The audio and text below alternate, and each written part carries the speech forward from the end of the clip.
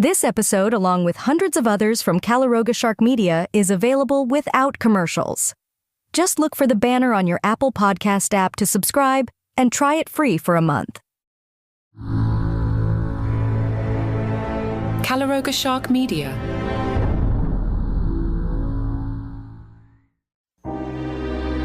Hello and welcome to Murder Weekly. This episode is titled The Last Mile.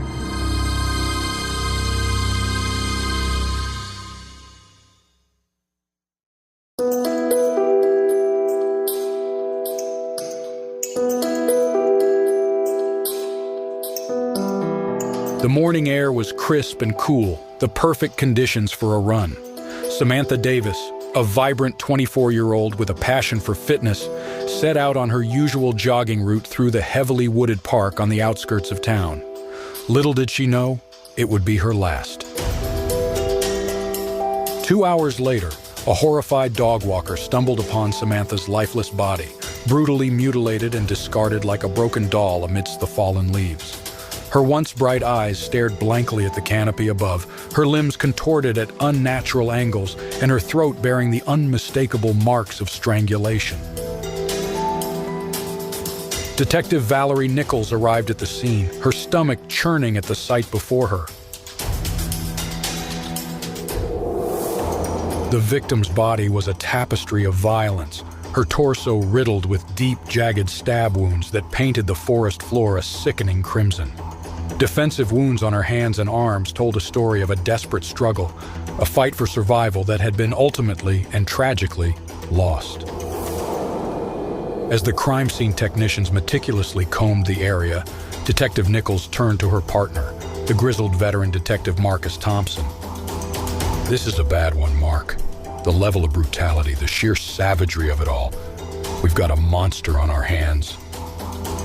Thompson nodded grimly, his eyes scanning the surrounding trees for any signs of the perpetrator.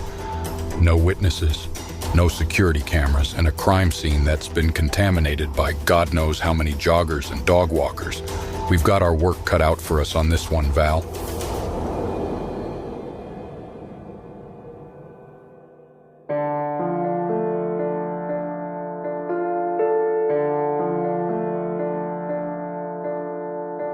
The investigation quickly zeroed in on 3 potential suspects, each with their own dark secrets and potential motives.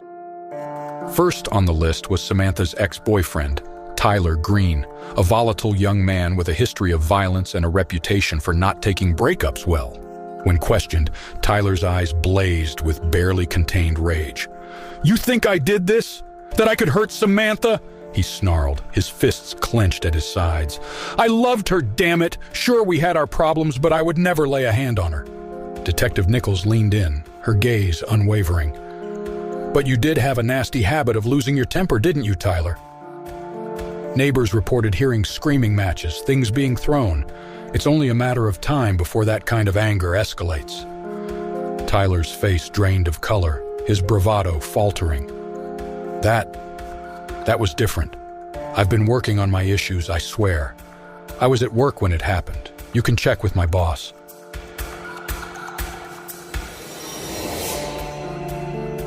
Next on the list was Samantha's running coach, Eric Larson, a charismatic man with a reputation for being a little too close to his female clients. Larson's smile was a little too perfect, his manner a little too smooth as he sat across from the detectives. "Samantha was a wonderful girl, a real talent," he purred, his eyes glinting with barely concealed desire. "It's a tragedy what happened to her. I can't imagine who would want to harm such a beautiful soul." Detective Thompson's gut told him something was off, but he couldn't quite put his finger on it. "And where were you yesterday morning, around 6 a.m., Mr. Larson?" Larson's smile never wavered.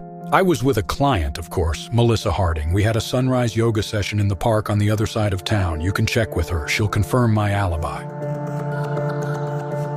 The final suspect was a local drifter named Cecil Hughes, a man with a long history of mental illness and run-ins with the law. Hughes was found wandering the park, muttering to himself and covered in scratches and bruises. When brought in for questioning, his eyes darted around the room, his speech erratic and disjointed. "The voices, they told me to do it," he mumbled, rocking back and forth in his chair. "They said she was a sinner, that she needed to be punished. I didn't want to, but they made me." Detective Nichols exchanged a glance with her partner. It was clear that Hughes was deeply disturbed, but something about his confession didn't sit right. The wounds on Samantha's body were precise, calculated, not the frenzied work of a madman. As they dug deeper, a startling discovery came to light. Samantha had been leading a double life, working as a high-end escort to pay off her mounting debts.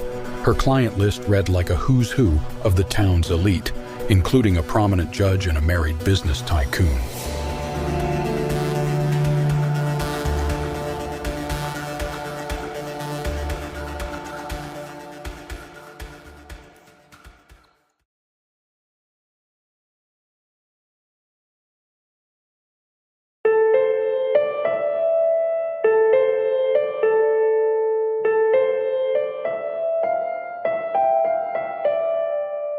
The case took a shocking turn when they learned that Samantha had been pregnant at the time of her death, the father unknown. Suspicion fell on her wealthy clients, each with a motive to keep their indiscretions under wraps.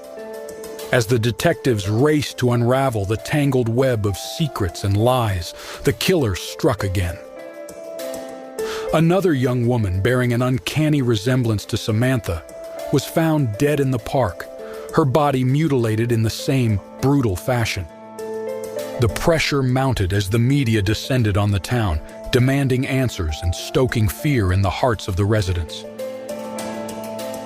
Detective Nichols and Thompson worked around the clock, chasing down leads and piecing together the puzzle of Samantha's life and death. In the end, it was a tiny detail that cracked the case wide open. A distinctive cufflink found at the second crime scene, monogrammed with the initials E.L. Eric Larson, the charming running coach, had been leading a sinister double life of his own. In the interrogation room, Larson's once charming demeanor crumbled, replaced by a simmering rage and a sickening sense of entitlement. "She was mine," he hissed, his eyes cold and dead. "She belonged to me, and she dared to betray me with those other men. I had to punish her to make her see the error of her ways." Detective Nichols felt a wave of revulsion wash over her as Larson recounted the grisly details of Samantha's murder, the twisted pleasure he took in her suffering. "And the other girl?" she asked, her voice trembling with barely contained fury. Larson shrugged, a smirk playing at the corners of his mouth. "Collateral damage. A warning to all the other whores out there who think they can play games with men's hearts."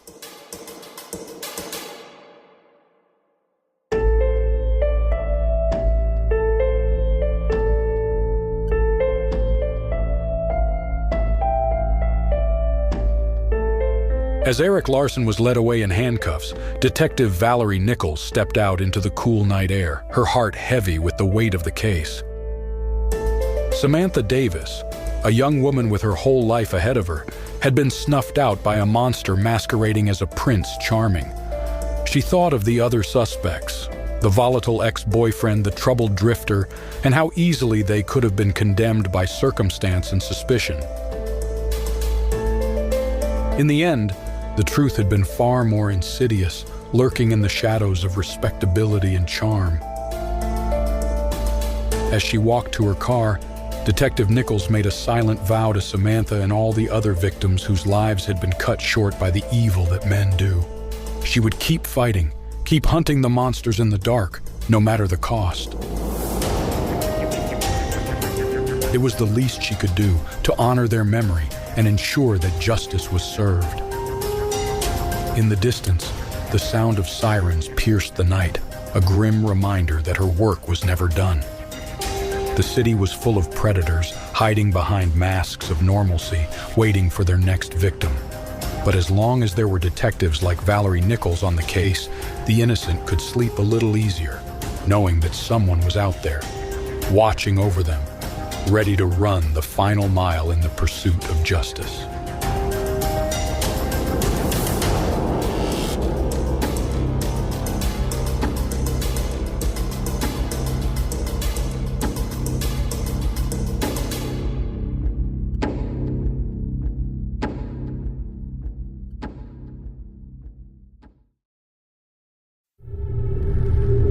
Murder Weekly is a Calaroga Shark media production, written and hosted by Aidan I. Flanagan, produced by Mark Francis, executive producers Mark Francis and John McDermott.